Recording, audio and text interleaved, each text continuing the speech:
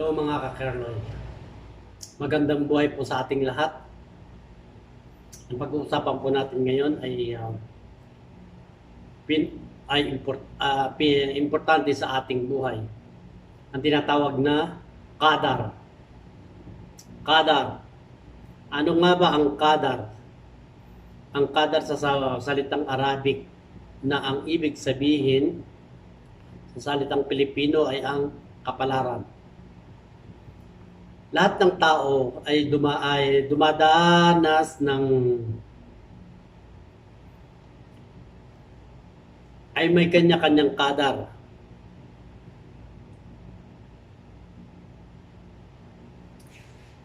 May kanya-kanyang kapalaran kung kailan tayo ay kung ano ang mangyayari sa atin, kung kailan tayo kukuhanin,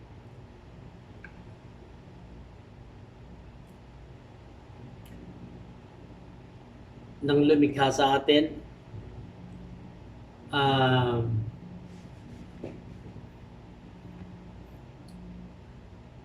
Kapag dumating, maging ito man ay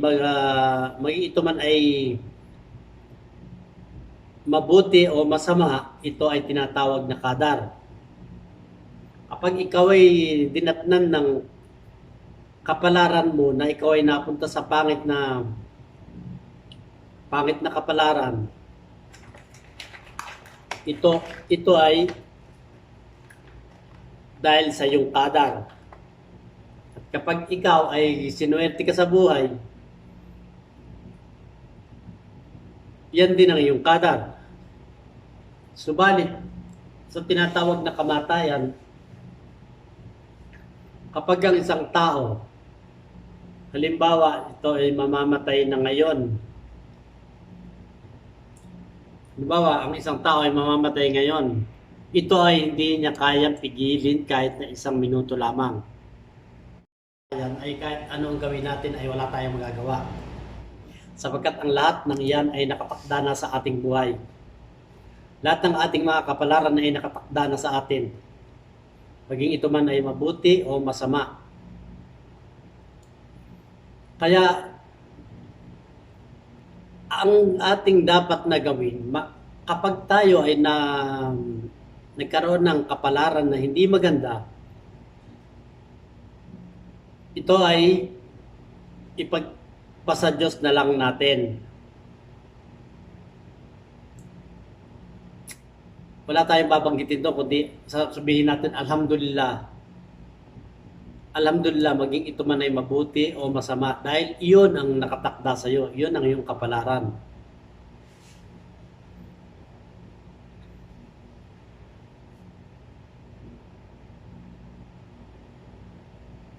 Ang kadar ay ang ating kapalaran na hindi natin alam. Ito ay dumadating sa atin na hindi natin alam. Subalit, ito ay nakatakda na sa atin. Lahat ng mga nangyayari sa atin ay nakatakda na. Maging ito man ay nangyayari na o hindi pa nangyayari. Lahat ng mga bagay na ating dadaanan at pinagdaanan ay nakatakda na sa atin yun. Yun na talaga ang mangyayari.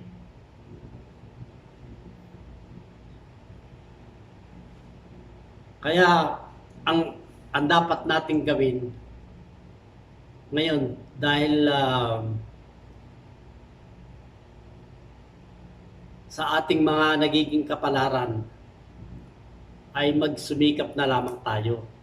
At kung ano ang dumating sa atin, magpasalamat tayo. Maging ito man ay kamalasan o kaswertihan. Kailangan nating ipagpasalamat ang mga nangyayari.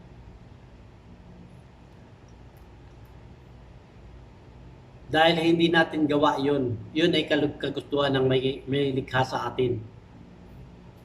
Ng ating kapalaran. Doon sa mga hindi nakakaalam. Gusto kong ipaalam sa inyo o sa ating lahat, unang-unang sa aking sarili, na mayroon na tayong book sa ating sarili. Ibig sabihin, mayroon na tayong kapalaran ang bawat isa. May kapalaran na kahit ito man ay nangyari na o hindi pa nangyayari. Ang bawat isa ay mayroong kapalaran.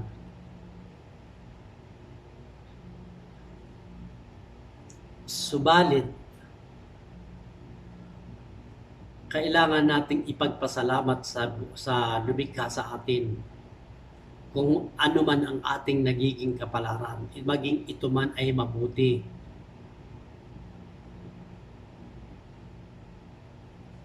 Kailangan nating ipagpasalamat sa lumikha sa atin na binigyan tayo ng ganun.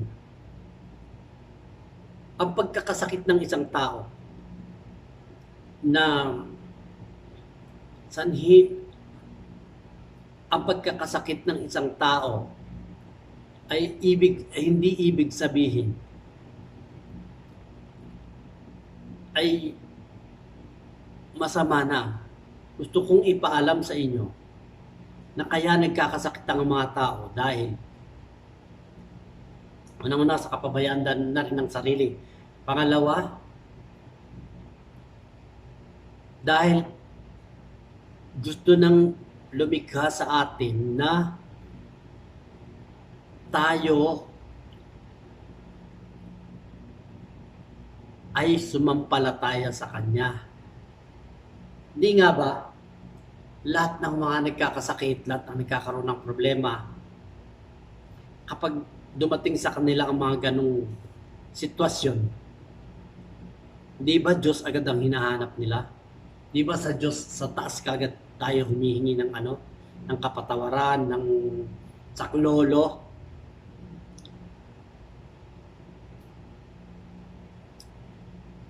Kaya dapat pag nangyari sa atin ang isang kapalaran, ito ay ating pasalamatan, maging ito man ay masama o mabuti. Dahil hindi ikaw may gawa niyan, bigay ng Diyos yan.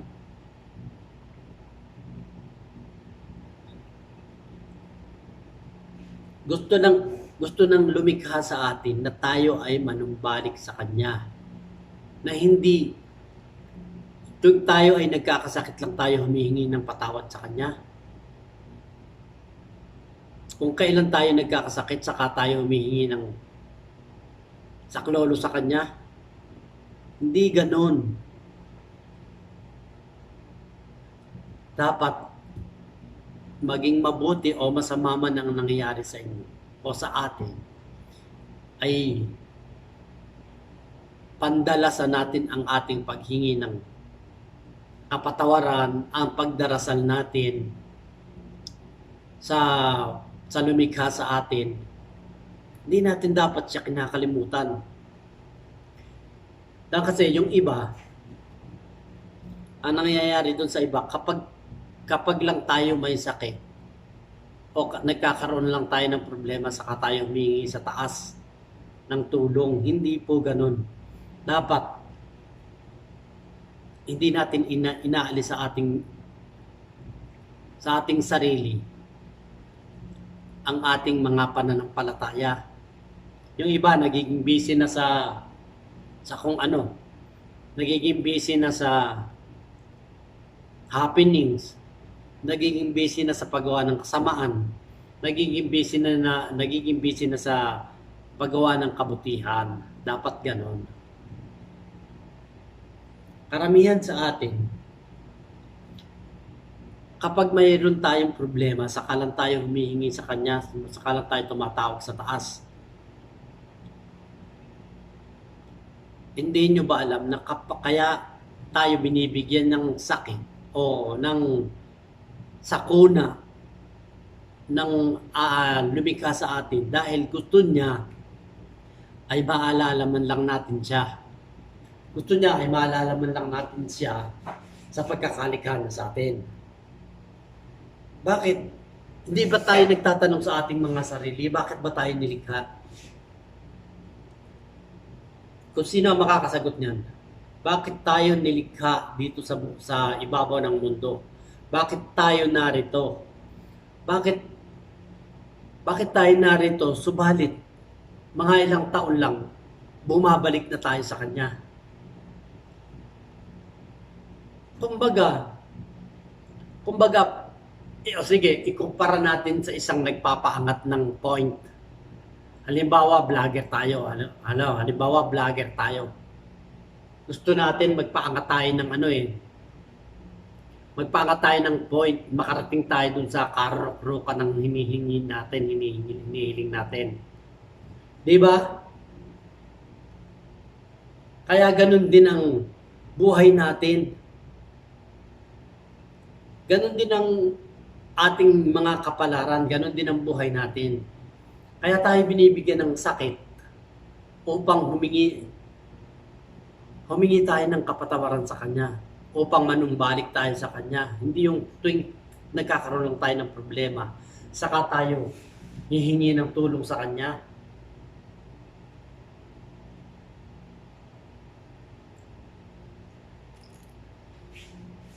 Hindi po ganon. Dapat palagi nating naaalala ang lumikha sa atin. Dapat palagi natin siya kahit na tayo ay nakakaroon ng magandang buhay, ng magandang kinabukasan, ay humihingi rin tayo ng nagpapasalamat din tayo sa Allah at humihingi tayo ng kapatawaran na sana ay maging tuloy-tuloy ang magandang ibigay niya sa atin. Hindi po yung kung kailan lang tayo nagkakaroon ng mga sakit, saka lang tayo hihingi sa Kanya ng tulong. Parang nalilate tayo. Parang kumbaga nga sa nagpapaangat, malilate na tayo.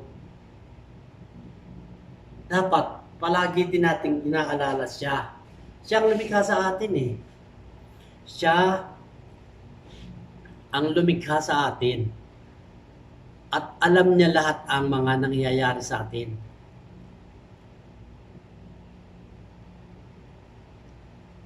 Alam niya kung saan niya tayo ilalagay. Maging ito man ay sakuna, maging ito man ay kaswertihan, o maging ito man ay mga magagandang bagay, o mga kamalasang bagay, siya ang may bigay sa atin yan. Hindi natin ginugusto yan. Di ba natin napapansin? Bakit? Sino ba ang may gusto na magkaroon ka ng kamalasan sa buhay? Di ba? Ibig sabihin, binibigyan kanya ng mga pagsubok. Binibigyan niya tayo ng mga bagay na makapagpapaalala sa kanya. Dahil dun sa pagbibigay niya ng sakit na yun sa iyo, o pagbibigay niya ng problema sa iyo o sa atin, ay saka natin siya aalahanin. Hindi naman tayo sinilang dito sa mundo para magpakasaya, magpakayaman, magpakahari dito sa mundo. Minsan tatanawin din natin ang utang na loob natin sa pagkakalikha niya sa atin. Gusto kong magbigay sa inyo ng isang bagay na kailangan yung sagutin.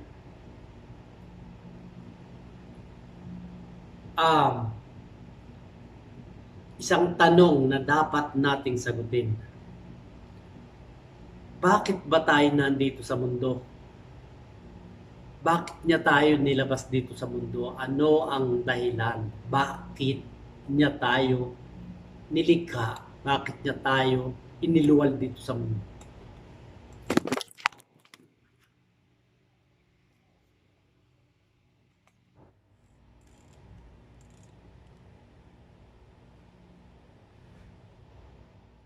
Siyempre may mga dahilan yan kung ba't niya tayo nilikha.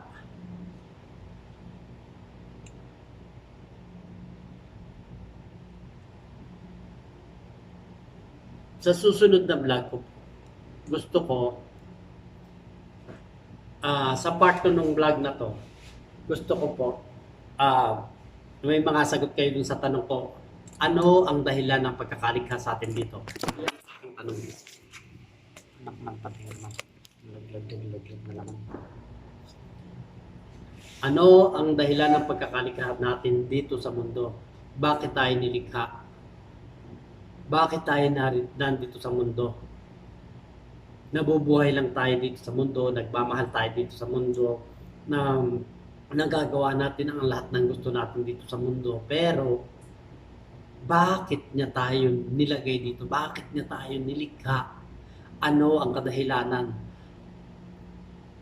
Kung sino ang makakasagot niyan ng tama, inshallah, magkakaroon siya ng risky o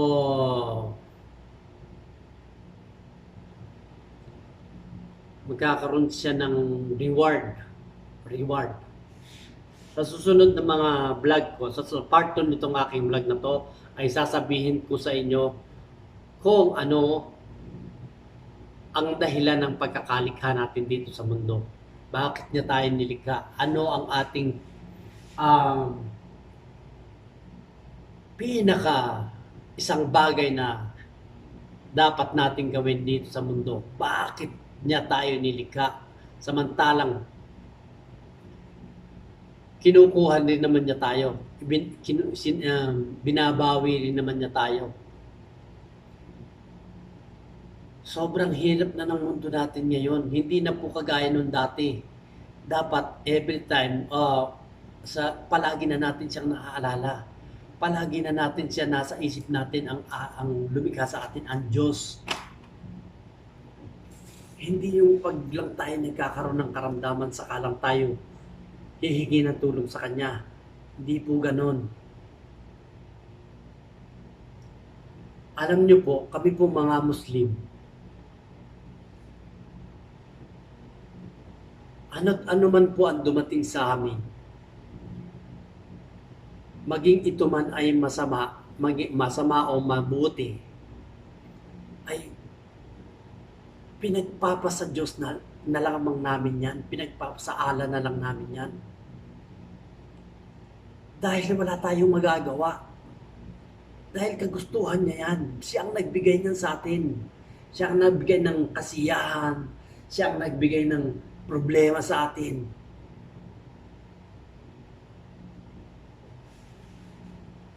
Siya pa rin. Lahat sa Kanya. Siya pa rin ang nagpapaalala sa atin na manumbalik tayo sa Kanya. Hindi yung hindi na natin siya naaalala. Manumbalik tayo sa lumikha sa atin.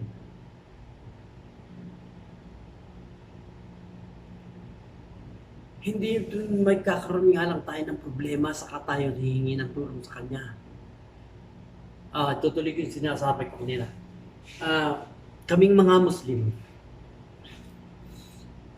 ano't ano man ang bigay sa amin, ano man ang ibigay sa amin ng nakapalaran o kadar ng Allah, ng lumikha sa amin,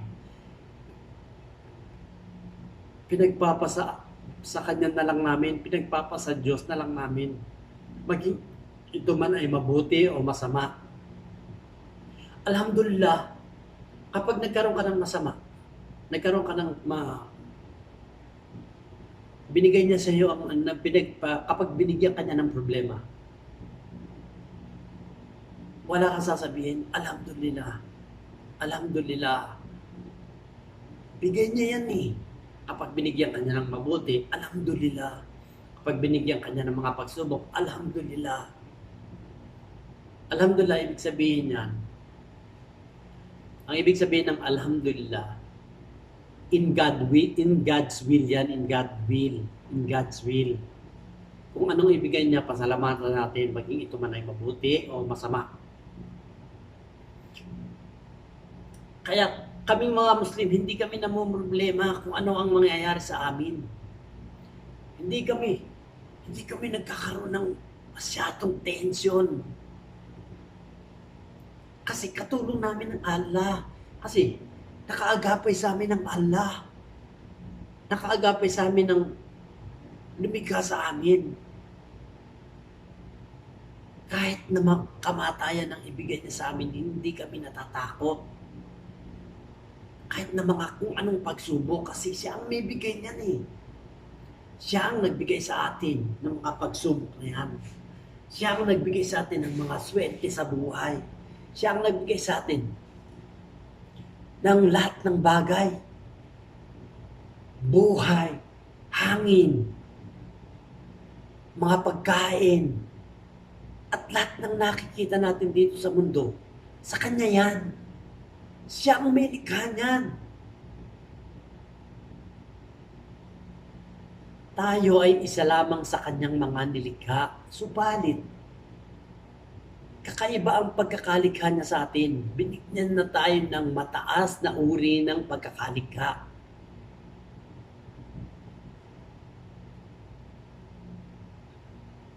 Hindi tayo nakahanay sa mga animal, samantalang nilikha rin sila ng animal. Tayo ang pinakamataas na bagay na nilikha ng Allah subhanahu wa ta'ala. Tayo.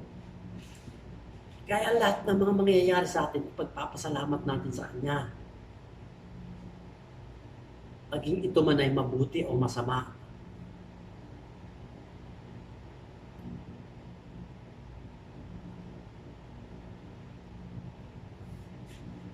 Lahat ng nakikita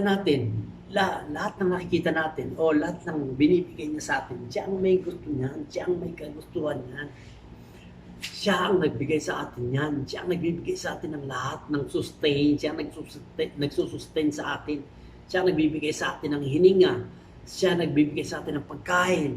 Siya ang nagbibigay sa atin ng buhay. Lahat. Siya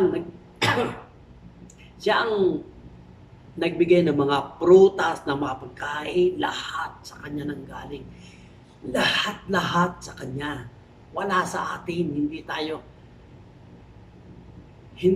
ang may gawa niyan.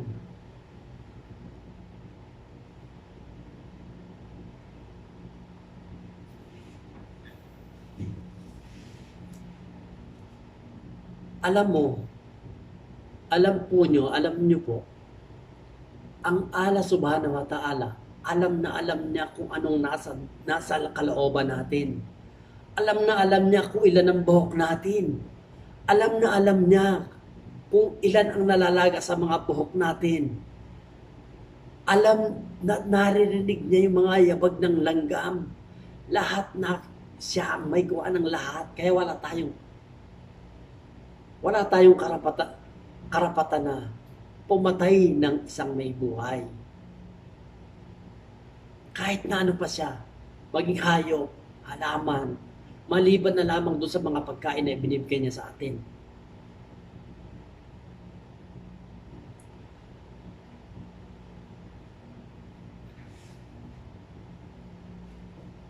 Subalit,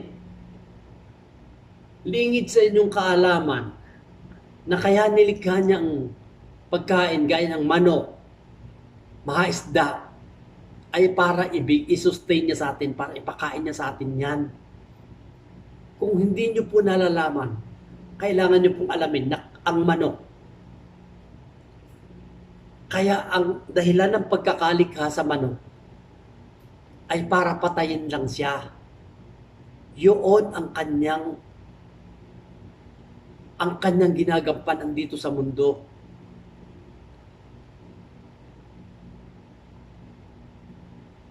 Ang ibigay na sustain sa atin o maging pagkain natin. Lahat ng mga bagay na pwede nating kainin. Ang ginagampanan nila, paging ito man ay mga gulay, mga halaman na kinakain, yan ay yun lang ang kanyang ginagampanan dito sa ibabaw ng mundo. Alam nyo ba na kapag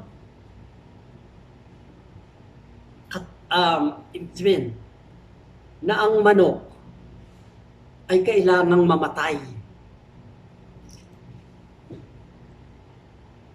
Nilikha siya para patayin lang. Alam niyo po ba na ang manok, kapag nandun na tayo sa kahuli-hulihang parte ng ating mundo at may matitira pang isang manok na hindi siya namatay, alam niyo ba, aakit siya sa bundok, maghahanap siya ng tao na papatay sa kanya. Yun ano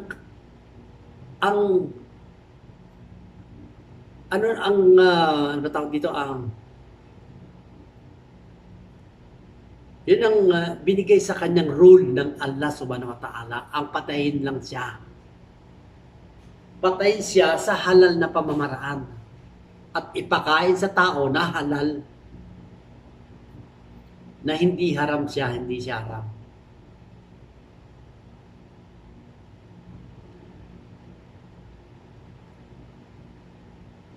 Marami pang bagay na dapat po tayong malaman. At sa mga susunod, inshallah, sa mga susunod na mga ipapaalam ko po sa inyo. Marami po akong sasabihin sa inyo na mga bagay na kailangan nyo pong malaman. Dahil ang content ko po dito ay kaalaman.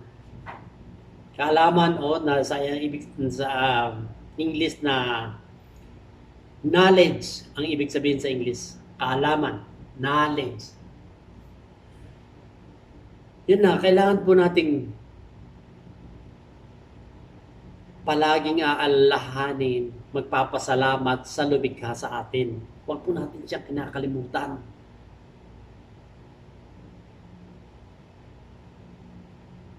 Kaya ako, nandito ako, kahit ako bigyan ng Allah subhanahu wa ta'ala ng sakit ngayon, ay tatanggapin ko. Tatanggapin ko dahil kagustuhan niya yun. Hindi ako pwedeng magsabi ng hindi pwede dahil ibinigay yan ng Allah sa akin eh. Ang mga trials na yan, binibigyan niya sa atin yan. Sinusubukan niya tayo kung kaya natin gampanan ang buhay natin na ibinigay niya na dito sa mundo sa atin.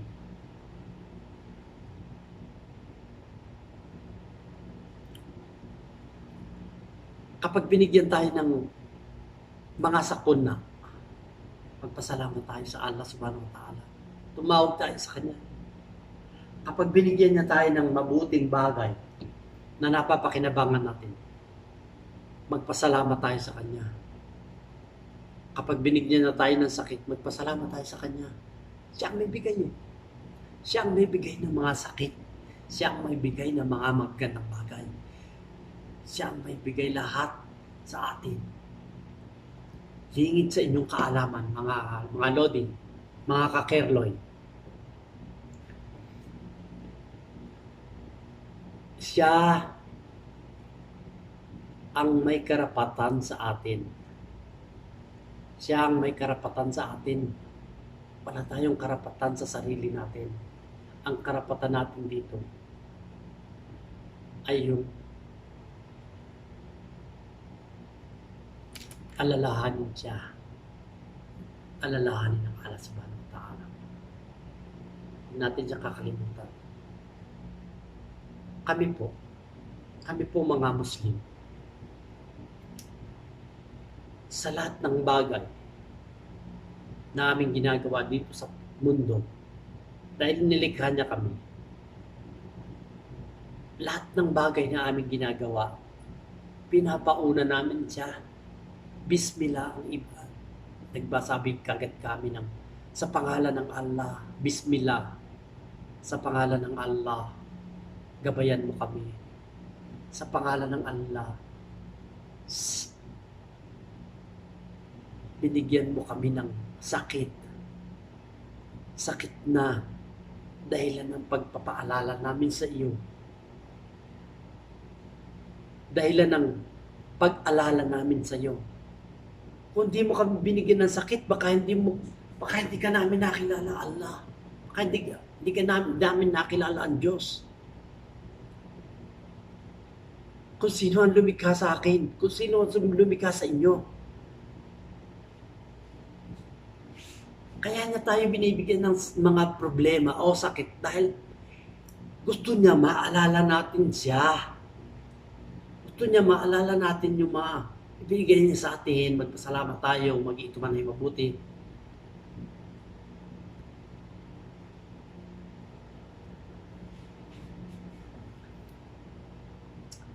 Ang pagbibigay niya sa atin ng problema ay isang paalala para sa inyong kaalaman. Ang pagbibigay niya sa atin ng problema ay isang paalala na maalala natin siya. Maalala natin kung sino ba lumikha sa atin. Ano bang dahilan ba tayo nilikha? Siyempre, magpapasalamat man lang tayo sa Kanya. Sa lahat ng binibigay niya sa atin, sa lahat ng kinakain natin, sa lahat ng binibigay niya sa atin ng hininga, sa lahat ng bagay na natatanggap natin sa ating mga sarili. At magpasalamat natin yan.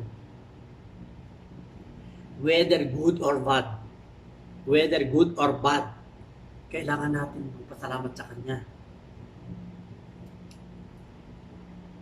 Dahil siya ang may gawa sa atin.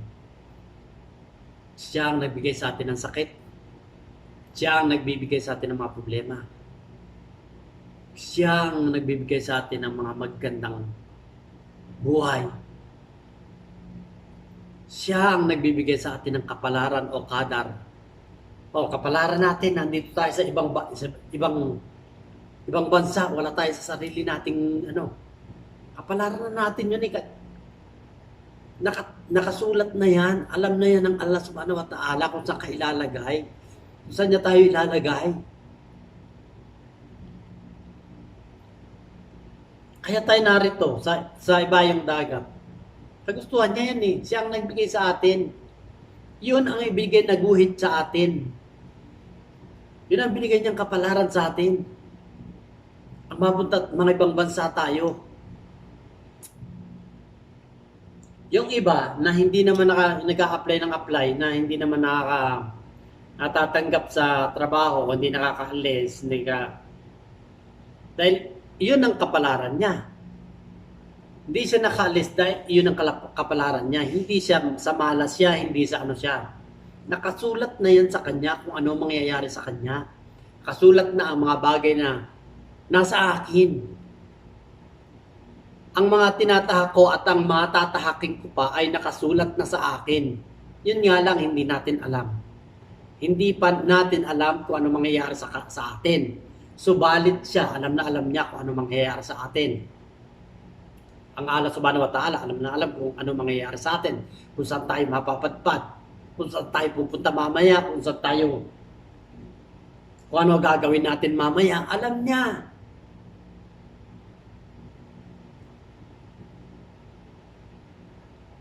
Dahil ang Allah subhanahu wa ta'ala,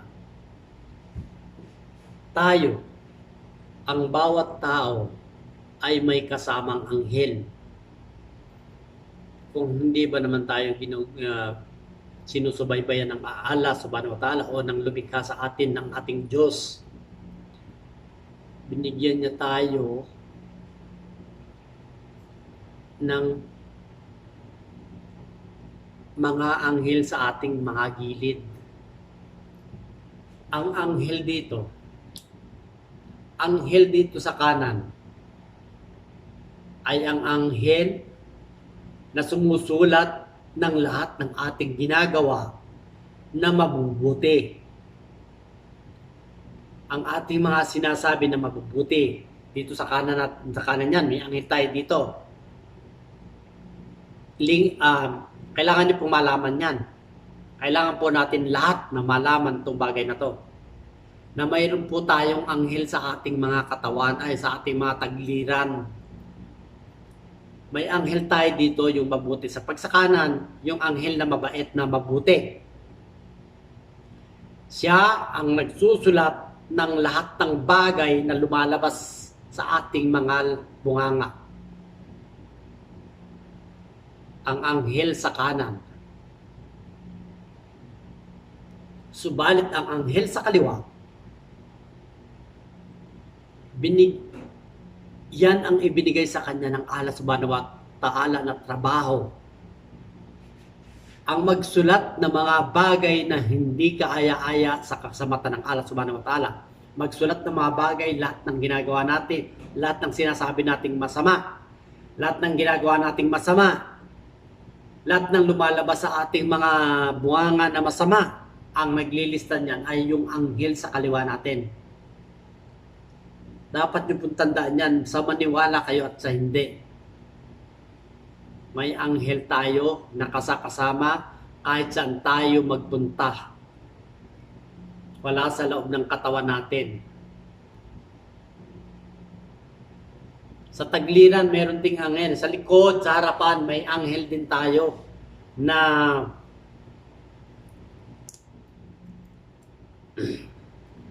ipinadala ang Allah subhanahu wa ta'ala sa atin para magmanman sa ginagawa natin.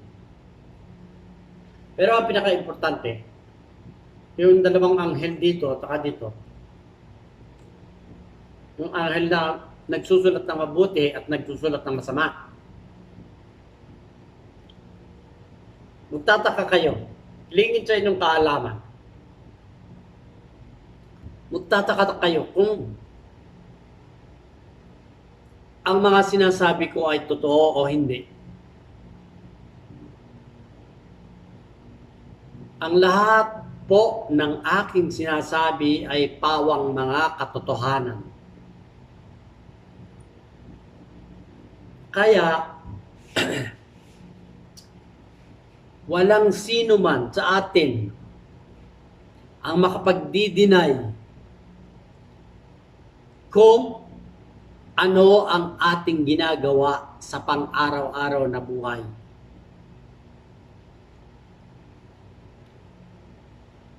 Dahil pag tayo ay namatay na, tatanungin tayo ng Allah subhanahu wa ta'ala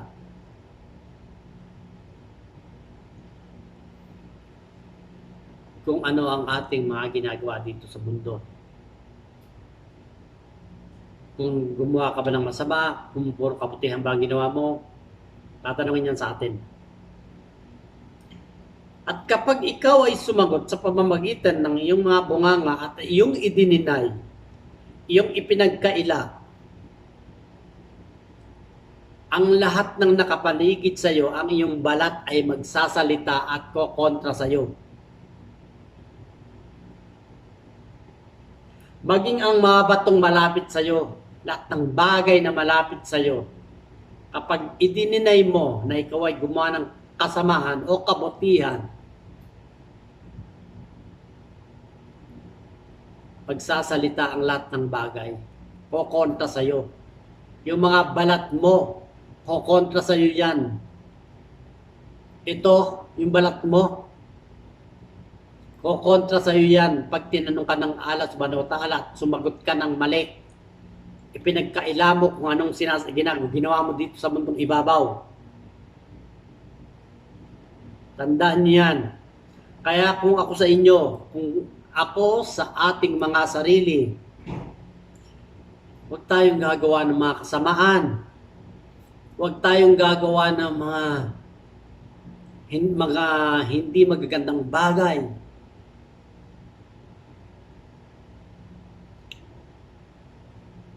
Huwag tayong magsasalita ng mga masasama. Kung ito yung mga joke lang, joke, walang problema siguro, walang problema. Dahil alam naman ng Allah subhanahu wa ta'ala na hindi totoo yung sinasabi mo, na ikaw ay nagbibiro lamang. Pero, yung serious na mga bagay na nangyayari sa ating buhay, ay hindi natin pwedeng i-deny.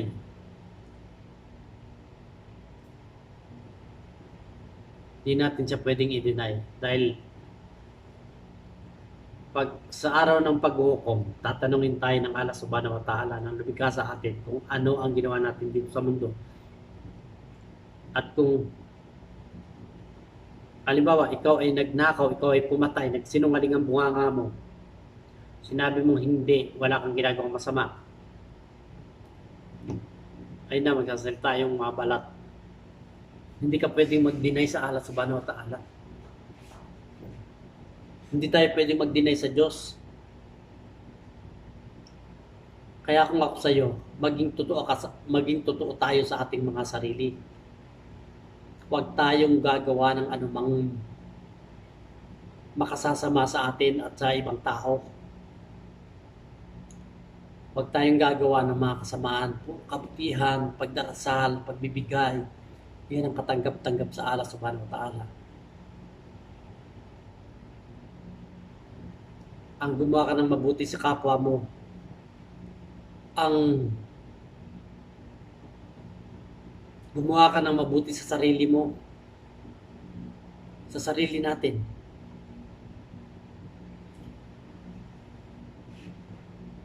Kaya ako, mga kalodi, mga kakerloy,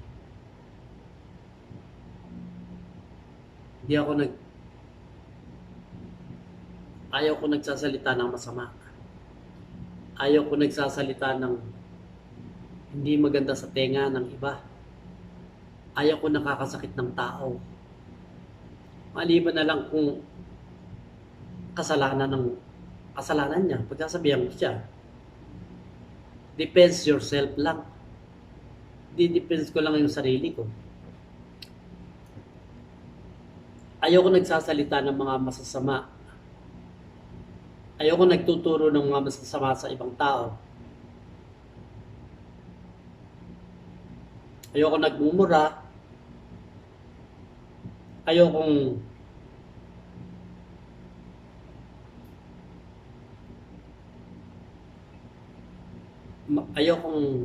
hindi ko gawain ang magnakaw. Hindi ko gawain ang mga ng bagay na hindi sa akin.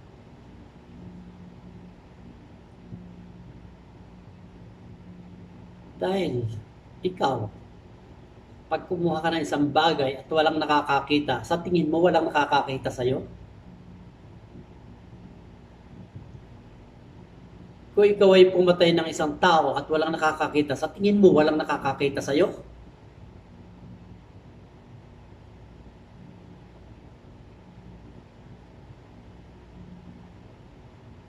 Kaya kami mga Muslim, lahat ng aming ginagawa,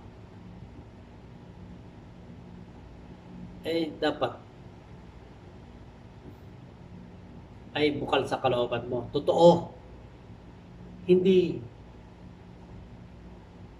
Halimbawa, sa mga nagpa-fasting o nagpa-fasting,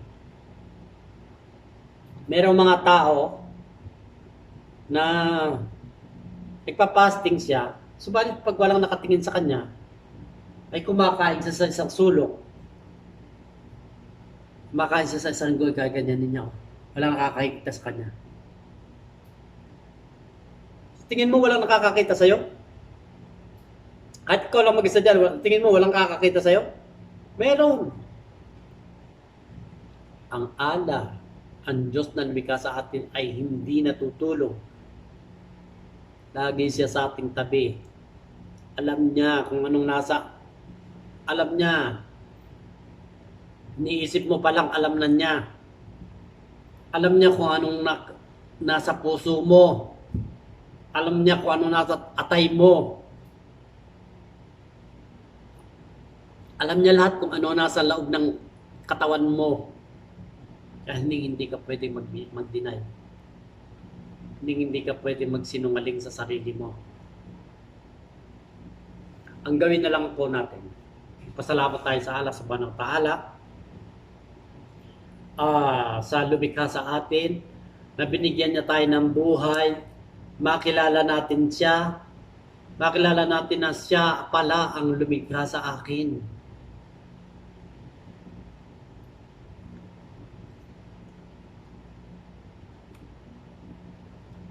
Hindi po natin alam ang buhay natin.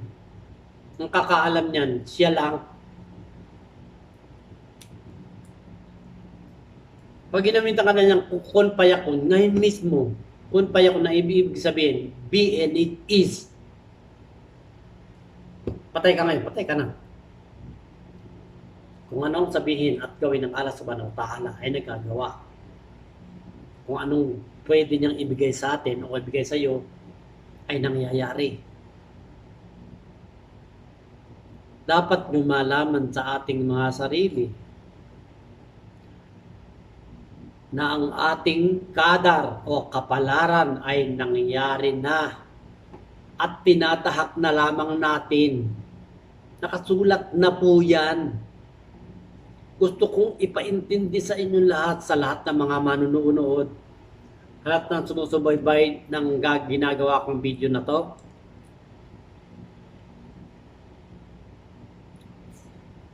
Gusto kong ipaalam sa inyo na ang mga bagay at mga hindi pa mga bagay na nangyayari na at hindi pa nangyayari ay kumbaga ay meron na po tayo nun. Kumbaga meron na tayo isang libro. Kumbaga nandun pa lang tayo sa kalagitnaan to. Halimbawa, tayo to. Halimbawa, tayo to, ha? Ito ang buhay natin. Tayo to. Ito ang buhay natin. Subalit, tapos na yung ano natin. Tapos na yung kadar natin. Hindi lang sa atin ipinapakita. Parang isang buong libro na tayo. Sana maintindihan niyo po kung ano yung ibig sabihin. Halimbawa, tayo to. Tayo itong libro na to. Ang ating kadar o kapalaran ay nakalista na po yan. Tinatahak na lamang po natin. Baka nandito na tayo. Baka nandito na tayo sa malapit dito. Baka nasa kalagitnaan na tayo. Ibig sabihin, yung sa kalagitnaan, pag tapos na, doon na yung kamatayan mo na yun. Tapos mo na to eh. Itong page na to. Ito pa natin tira. Pagkatapos mo na yan, hanggang doon ka na lang. Tapos na yung ano natin. Tapos na yung kadar natin, yung kapalaran natin. Meron nang nakalista sa atin na ginawa ng Allah Subhanahu wa Ta'ala kung ano ang mangyayari sa atin. Kung hanggang saan tayo. Kung ano pa ang mga gagawin natin at kung kailan tayo magwawakas dito sa mundo. Kung kailan tayo mamamatay. Alam ng Allah Subhanahu wa Ta'ala yan. Nakalista na yan. Nakaayos na yan. Maniniwala ka po eh. Ang buong mundo ay ginawa ng Allah sa loob lamang ng 6 days and 6 nights. Ang buong universe at lahat ng binigay niya sa atin, lahat ng mga planeta, lahat ng itong mundo na to, ito talaga, mundo. At hindi lang itong mundo na to, may mundo pa, may ibang mundo pa. Yan po ay nilikha ng Allah sa loob lamang ng 6 na araw at 6 na gabi. Ang pagkalikha niya sa mundo, sa lahat ng bagay. Nilikha po niya sa 6 na araw at 6 na gabi lamang.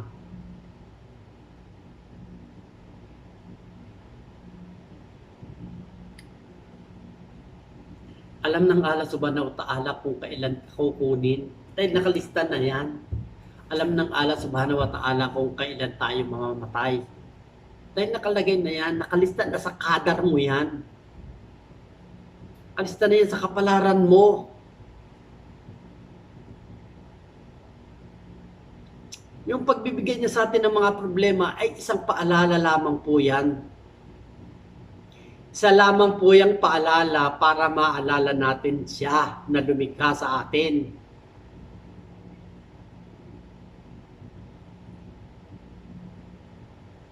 kailangan lahat ng mangyayari sa atin, lahat ng may binibigay niya sa atin, maging mabuti man po at masama, ay pagpapasalamat po natin sa Kanya.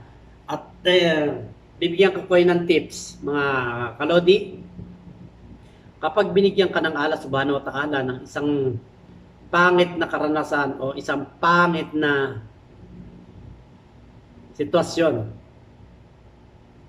magpasalamat ka sa Kanya. Dahil nakalista na yan sa'yo eh. Mangyayari sa'yo yan eh. Nakalista na yan. Sabihin, buo na yung libro ng buhay mo. Hanggang dun sa kahuli-huli ang hininga mo, buo na.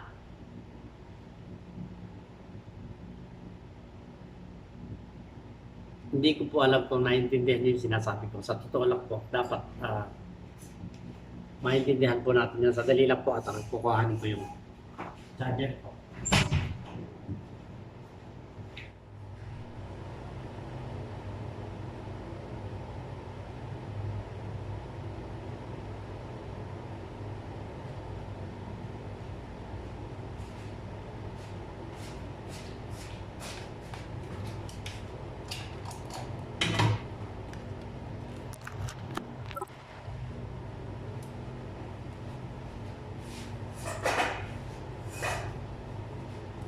Ayun po.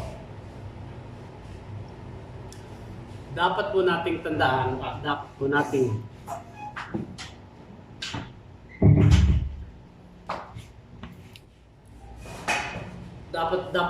dapat po nating ilagay sa ating mga sarili na kapag tayo ay binigyan ng Allah subhanahu wa ta'ala ng mga pagsubok o mga magandang bagay, kung ano man ang mga binigay niya sa atin, magpasalamat po tayo sa Kanya. Blessing, yung mga magandang bagay na tinatawag na blessing, mga risky natin na binibigay niya sa atin dito sa ibabaw ng mundo. At yung iba mo pang risky, ay matatanggap mo yan sa kabilang buhay na. Lahat ng mga ginagawa mo mga magandang bagay o maging mga masasamang bagay, makukuha mo yan, matatanggap mo yan sa kabilang buhay. Kapag binigyan niya tayo ng problema, magpasalamat tayo sa Kanya. Kapag binigyan niya tayo ng sakit, magpasalamat tayo sa Kanya. Ang pagbibigyan niya sa atin, hindi naman niya tayo bibigyan ng isang bagay na hindi niya kagustuhan at hindi niya tayo susubukan sa mga diyan sa mga trials na yan. Kaya niya tayo binibigyan ng problema o mga trials dahil gusto niya maalala natin siya. Hindi yung puro pagpapasaya lamang ang alam natin sa buhay. Puro happenings, puro pag-iinom, puro paggawa ng masasama. Hindi po yan.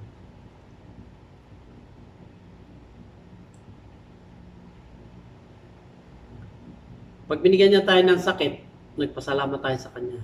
Alhamdulillah. Alhamdulillah. Ang sasabihin natin, Alhamdulillah. Binigyan niya tayo nun. Binigyan tayo ng karamdaman dahil sa gusto niya maalala natin siya. Sa tuwing na maalala natin siya. Binigyan na tayo ng mga mabubuting bagay, mga magandang bagay na nangyari sa buhay natin, magpasalamat tayo sa Kanya. Dahil kung wala ang Allah subhanahu wa ta'ala, wala naman tayo dito. Saka siya ang may likha sa atin. Kung ginusto ng Allah subhanahu wa ta'ala na hindi ka buhayin habang nasa sinapupunan ka ng iyong mga magulang, ay kaya niyang gawin yun. Subalit binigyan niya tayo ng laya, binigyan niya tayo ng pagkakataon na mabuhay dito sa mundo. Binigyan niya tayo ng pagkakataon na na gumawa ng mga bagay na magaganda. Gumawa ng mga bagay na makalulugod sa Kanya. Hindi gumawa ng mga bagay na mga pangit sa Kanya. Hindi ibig sabihin, minilikha niya tayo dito sa mundo para gumawa ng masama. Hindi. Nilikha niya tayo dito sa mundo para gumawa ng mga kabutihan. hindi sa sarili natin at pati, hindi lang sa sarili natin at pati na rin po sa ibang tao. Ang lahat ng mga bagay na yan ay makukuha natin pagkatapos natin ng sa tinatawag na Yaumul Kiyamat. Yaumul Kiyamat.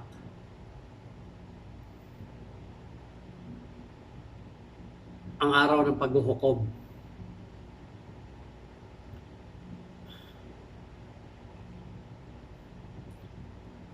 Binigyan niya tayo ng lahat ng bagay dito sa ibabaw ng mundo na atin na dapat pagpasalamat natin sa Kanya. Dahil kung hindi niya ibinigay yun, wala tayo dito sa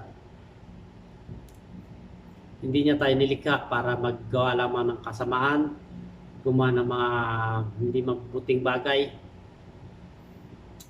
Talunin natin ang saitan na bumubulong sa ating mga tenga na gumawa ng masama. Kailangan palaging panalo, laging kanan ang nasa mabuting gawa. Nasa kanan. Huwag po nating pabayaan ang ating mga sarili. Huwag po nating pabayaan ang ating paghingi, pagdarasal sa Kanya.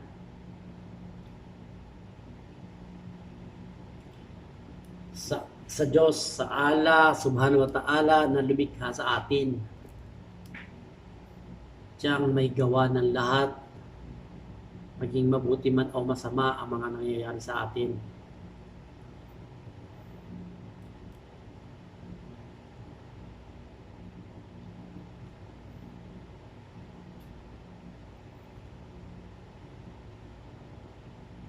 Huwag po tayong masyadong pagpakasaya sa pagkakalikha niya sa atin. Ang pagbibigay niya sa atin ng buhay dito sa mundong ibabaw. Po tayong masyadong magpakasaya na akala natin ay wala ng hangganan ating buhay. Na akala natin ay hindi na tayo mamamatay. Akala natin ay hindi na tayo pupunta sa libingan. Hindi na tayo babalik sa Kanya.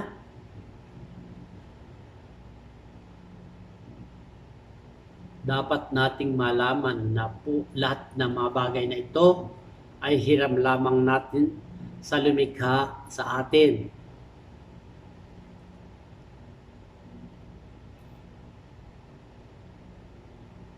Palagi nating alahanin ng may kapal ang lumikha sa atin, ang Allah. At sa susunod na mga araw, ay gusto kong ibahagi sa inyo kung sino ba talaga si Jesus. Ano bang ginagampanan ni Jesus sa pagkakalikha sa Kanya? Maaring hindi pa natin alam. Karamihan sa atin hindi alam ang pagkakalikha ni Jesus sa atin.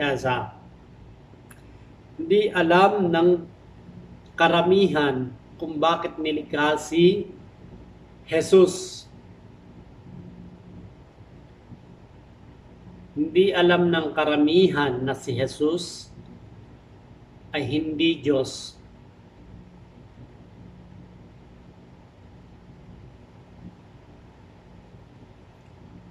Sa susunod po, ang ibibigay ko po sa inyong topic ay kung ano ang kasarinlan ng lumikha sa atin. Sino ba ang Diyos? Ano ba ang itsura ng Diyos? Sino ang Diyos? Sino lumikha sa atin? Sino lumikha sa mga propeta? Sino lumikha sa lahat ng bagay na ating nakikita? Susunod po, inshallah, ipapaalam ko po sa inyo kung sino talaga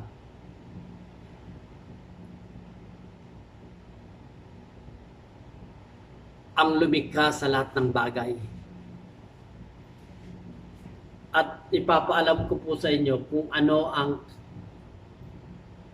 rules ni Jesus sa mundong ibabaw. Kung siya ba ay dapat sambahin o hindi dapat sambahin.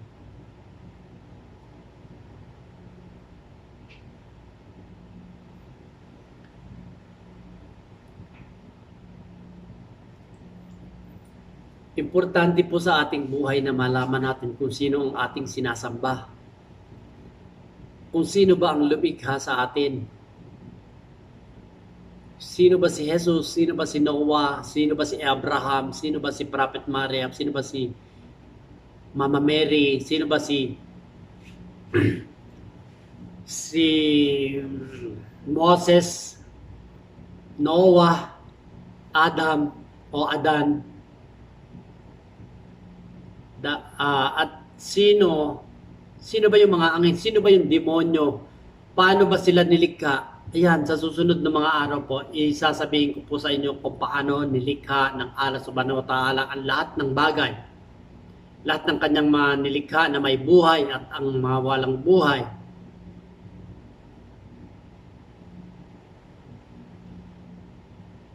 Kailangan po ipasok natin sa ating mga isipan. Habang po tayong nabubuhay, kailangan malaman natin kung sino ba talaga lumikha sa atin. Sino ba talagang lumikha nagbigay ng buhay sa atin. Habang hindi pa po huli ang lahat, dapat panoorin niyo po itong aking vlog na to.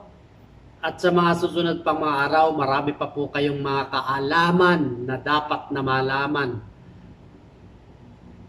tungkol sa buhay ng isang nilikha ng tagapaglikha. At sa kung sino ba dapat ang ating sinasamba. Kailangan ba nating sumamba sa mga Diyos-Diyosan? Kailangan nyo pong malaman yan sa susunod na mga vlog ko. Kailangan ba natin sumamba sa mga ribulto? Kailangan ba nating si Jesus ang maging Diyos?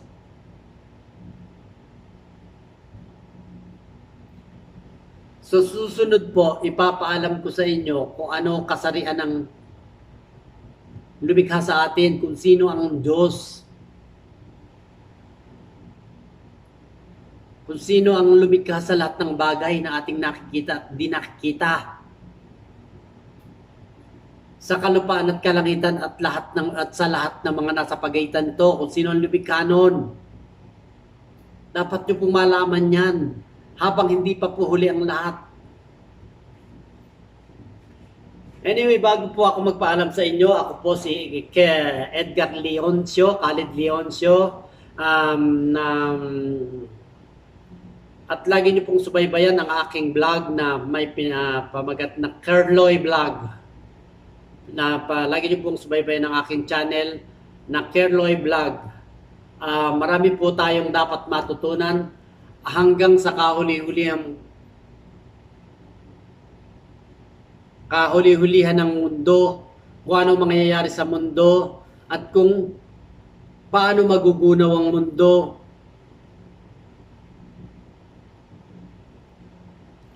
Sa susunod po mga vlog ko ay ipapaliwanag ko po sa inyo kung paano magunaw ang mundo at nang magkaroon tayo ng mga tawag dito, yung karoon tayo ng self-confidence. Ibig sabihin, magkaroon tayo ng kaunting kaalaman para hindi tayo nag-aalala na halimbawa, bigyan ko na isang halimbawa. Halimbawa, merong isang Amerikano na nagsabi na sa May, magugunaw na ang mundo, magsipaghanda kayo. Adi, siyempre, matataranta na yung mga tao nun. Dahil akala naman ng ibang tao ay magkakatotoo yun. Ngayon po, sa susunod na mga vlog ko, para hindi maging aware po tayo sa mga news na mga fake news, ibibigay ko po sa inyo ang lahat ng mga palatandaan bago magunaw ang mundo at kung ano pa ang mangyayari sa mundo. Ang lahat po kasi na yan, napag-aralan ko nakalista na po kasi lahat. Nakalagay na po sa Quran namin, sa Quran ng mga Muslim. yung mga bagay na mangyayari at hindi pa nangyayari. Lahat po ng mga nangyayari na nakalagay dun sa ano, nakalagay sa libro, at yung mga susunod na mga bagay na mangyayari pa sa mga susunod na mga araw, buwan, taon, nakalagay na po sa Quran ng mga Muslimen, sa Quran nakalagay na.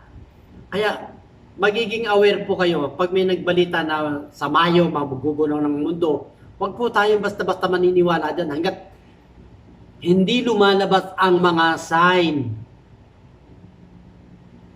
Meron po mga sign na dapat nating paniwalaan na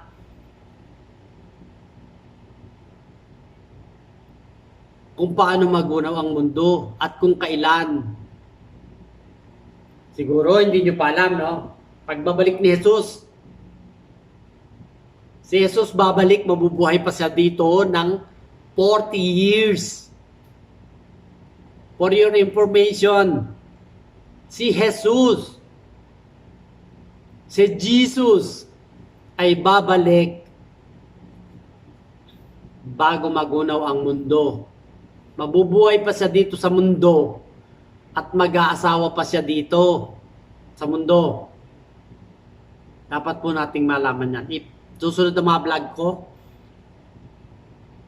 ipapaliwanag ko po sa inyo kung kailan at saan siya magmumula pagbaba niya dito sa mundo. Dahil si Jesus ay nasa kalangitan. Inakyat siya ng alas sa kalangitan. Hindi po siya namatay. Nasa kalangitan po siya. At bago magunaw ang mundo, magbabalik siya dito. At marami pa siyang dapat gawin dito sa mundo. Kaya tutok na po sa aking vlog. Huwag niyo po kalimutan mag-subscribe. Kerloy Vlog. Sa aking channel, Kerloy Vlog. Marami po kayong dapat malaman na mga kaalaman na hindi pa po natin nalalaman sa ating mga sarili. Gusto ko po mag-subscribe kayo sa aking channel at sa mga susunod na mga para updated kayo sa lahat ng mga aking i-upload na mga video. At bago po ako matapos dito ay iniiwan ko sa inyo ang 4 na bagay na dapat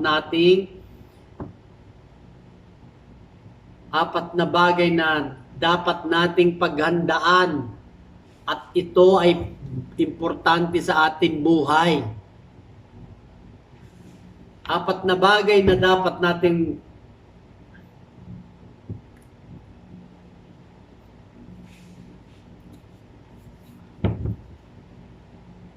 niiwan ko po sa inyo ang 4 na bagay na dapat natin paghandaan na importante sa ating buhay. Nang una, number 1, dapat po natin paghandaan ang ating kabataan bago dumating ang katandaan. Dapat po nating tandaan na dapat nating paghandaan ang ating kabataan bago dumating ang katandaan. Number 2, dapat po nating malaman ang ating kalusugan bago dumating ang pagkakasakit. Dapat po nating paghandaan ang ating kalusugan bago dumating ang pagkakasakit. Ito yung number 2. At ang number 3, dapat natin paghandaan ang ating kayamanan bago dumating ang kahirapan. Dapat po nating paghandaan ang kayamanan bago dumating ang kahirapan. 4, dapat po nating paghandaan ang ating buhay bago dumating ang tinatawag na kamatayan. Dapat po nating paghandaan ang ating buhay bago dumating ang tinatawag na kamatayan. Yan po. Yan po yung 4 na bagay na dapat nating paghandaan sa ating mga sarili at sa mga susunod na araw ang dito sa aking vlog na kaalaman. Mag-subscribe po kayo para updated po kayo sa mga susunod pa na mga excitement na mga bagay na hindi nyo pa nalalaman. Subscribe po kayo sa Kerloy Vlog channel. Kerloy Vlog. Assalamualaikum.